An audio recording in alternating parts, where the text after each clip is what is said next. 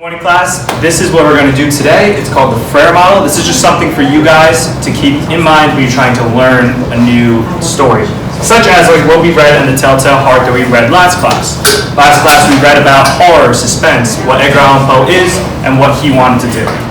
So with this, we want you to have a sense of the characters, the theme in the story, a quote that resembles with the characters and the theme, and an illustration that's that takes control of the total concept. So what I did personally, because I drew the eye is the focal point of the story that you all saw. You could draw different things like the police, the narrator, the house, things like that. Those are all different illustrations that you could come up with. A theme that I thought of, and I think that everyone should get, is the horror genre, with suspense and the guilty conscience.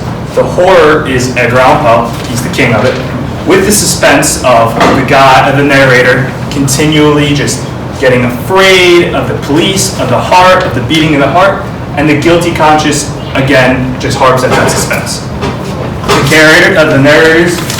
The narrator is one of the characters, like I said before, of many different characters, like the old man and the police. You could also say some things like you can kind of characterize the eye, you can characterize the heart, anything like that.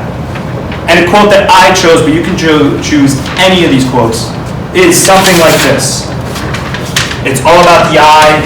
You're taking the theme, the characters, the illustration, and pushing it towards that quote. So anything like this is something that I would like you to do. You could use this with any reading that you do just to get a total sense of suspense, characters, quotes, illustration, anything like that.